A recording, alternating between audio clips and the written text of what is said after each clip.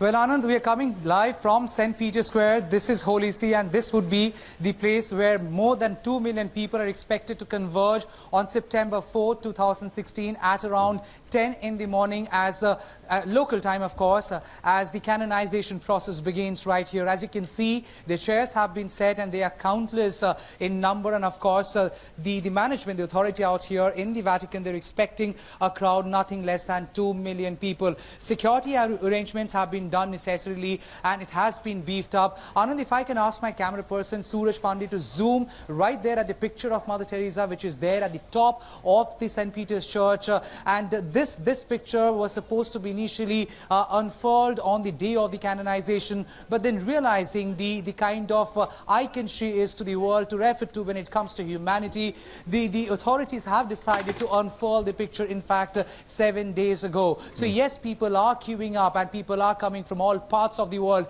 I'm seeing people from America, from Africa, people are coming from India. In fact, the Indian contingent, a very large in number, is expected later in the evening. The delegates from India, they are also expected to arrive starting from the evening. Anand, very quickly, I would like to talk to a couple of people who have been here, waiting here to speak to us. I have Linda, who has come from United States of America. She has, in fact, written a book on Mother Teresa, had the chance of meeting Mother Teresa personally when she was alive in Calcutta. Linda, what this canonization means to you? You are here, and of course, as an event also, what does this mean to the world at large?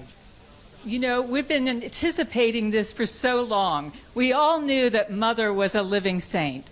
All of those who sat with her, talked to her, we all knew that she was not of this world, that what she did was God's work. And I was here for the beatification, and when my book was published, Come and See, a photojournalist's journey into the world of Mother Teresa, and I could not miss the canonization. It's a tribute to her. It's, her legacy is so powerful, so strong, her legacy of compassion in this year of mercy.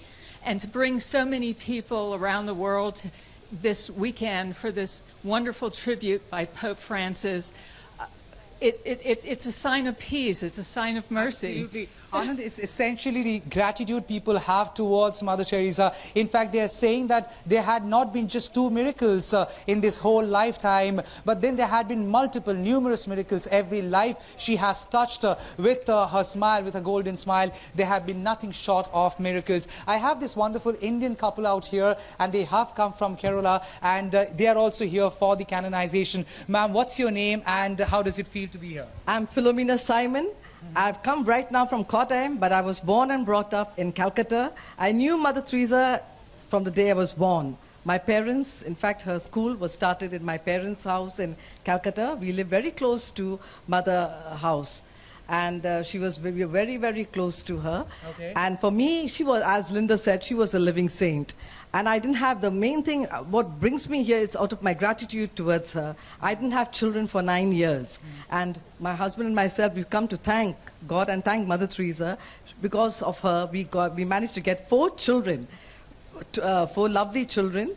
And that's the way, and as I said, she was a living saint. So she had been serving the poorest of the poor all her life, and it's a recognition of the fact that she had been one of the greatest humanitarians because of her work, because of her devotion. So would you say that everyone, whoever comes here, whoever watches, witnesses this moment, should take back home the message of peace? Yes, of course. She was a living saint, and her message to people was peace and love. And she taught everyone to love each other. She said, love to your fellow human being is the ultimate thing in life. Oh, yes. Lovely. Thank you so much for talking to us. There you heard Anand. People are excited about this wonderful event. They are saying it's a historic event, and it's also a moment of recognition for all the work she has done for the poorest of the poor, for the kind of devotion she has shown towards humanity. And here, it's just not about a Catholic ritual, but then it also exemplifies her as an example everyone should refer to understand what humanity means. Yes, and that's how so Pope John, there could be better peace in the world. Back to you. Amazing people coming from various corners across the length and breadth of the world to try and be present for the canonization. The American author who you spoke to, she was there in 2003 when she was beatified by Pope John Paul II, and now she says she's come back here for the canonization. Can you take our viewers through as to what is planned and how many people from India, in terms of the political contingent, will be visiting? We are given to understand that Arvind Kejriwal is making his way to Rome, so is Mamata Banerjee. Who else will be present? And will there be somebody from the Missionaries of Charity too?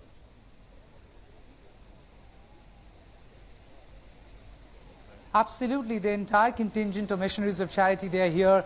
No less than 200 sisters are there. There are more than 3,000 sisters all across the world. So around 200 sisters have already assembled here. I have spoken to Sister Prema, the superior sister in general of Missionaries of Charity, just a short while back. In fact, she is saying it's a moment that everyone should celebrate. It also realizes the fact that Missionaries of Charity, which had been selflessly working towards the poorest of the poor for humanity, this means they have to work even more, commit themselves further and continue to do the job they are doing. And also, as far as the Indian delegation is concerned, Arvind Kejriwal, along with his minister Satyendra Jain, they are expected by the evening. In fact, KC Tyagi from JDU, even he is expected to join the Indian delegation on the September 4th. Mamata Banerjee is coming here with her delegation of Derek O'Brien, the Rajya Sabha MP and Lok Sabha MP Shruti Bandyopadhyay, along with the Chief Secretary. We also know the Ministry of External Affairs would be coming here. A delegation to be led by none other than Sushma Swaraj. So the Indian contingent is also expected here. India is extremely excited about this moment. It's just not about one religion or one faith. It's about the person, Mother Teresa, who was born as an Albanian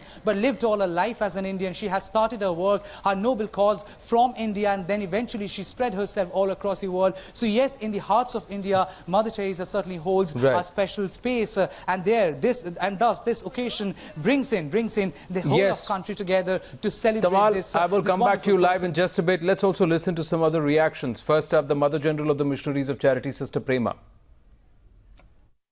Joining me in this conversation is Sister Prema, the Sister Superior General of Missionaries of Charity.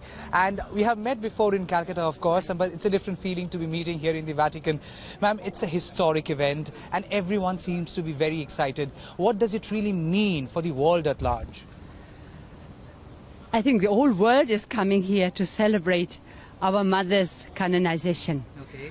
I know that India has been waiting very, very ardently for this moment. And I know also that in the hearts of all the Indians, their mother is honored. And we all share in that honor. We are very privileged myself to be present at St. Peter's today for this occasion. Yes, so she is leading a delegation of 200. Tamal Saha, you've caught up with her there at the Vatican, and they are very clearly thrilled. Have you been able to find out whether the two people to whom the miracles were credited, Monica Becerra and also the Brazilian man, after which her canonization was due, that is in 2015, the second miracle was acknowledged by the Vatican. Will they be present? Tamal?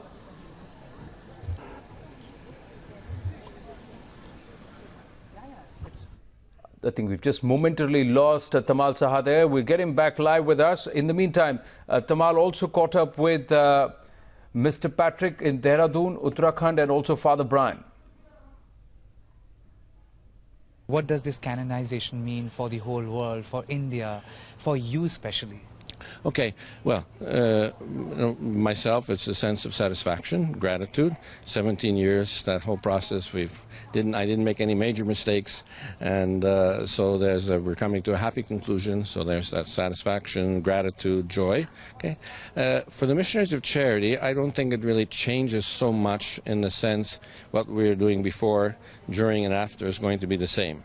Now, hopefully, we do it with even greater love and generosity, just following her example to be even more faithful to what Mother asked us to do and how she asked us to live. For the Church, it's important because what Pope Francis will do on Sunday is to say to the people, look, we have Mother Teresa, she's in heaven, we have this connection still, she prays for us, and we look to her as a Christian hero.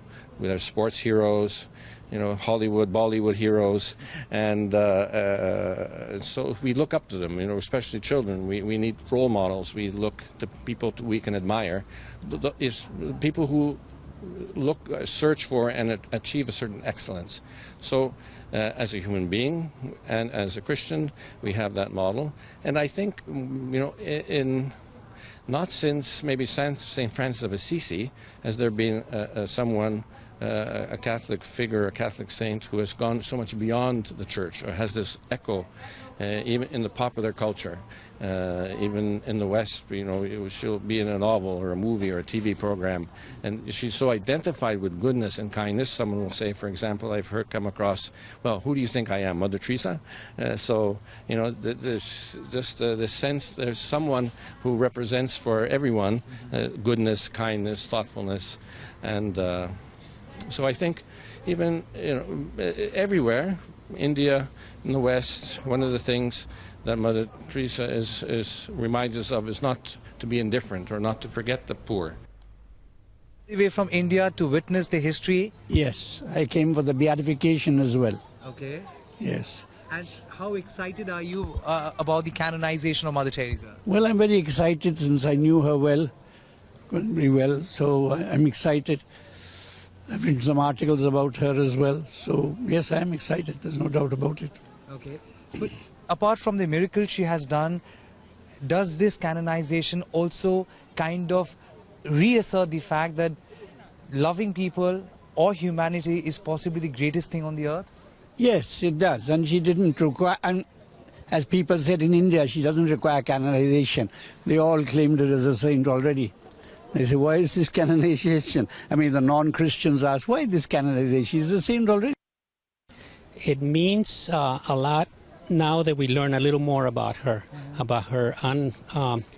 unlimited love for helping the poorest of the poor.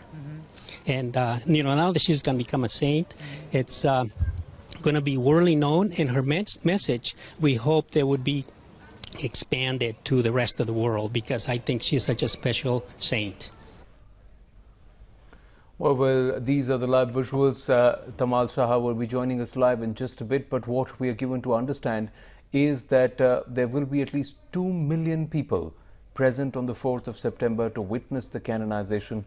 200 members of the Missionaries of Charity, led by Sister Prema, the Mother General, is already present there, and we'll also have a whole host of dignitaries making their way to the Vatican.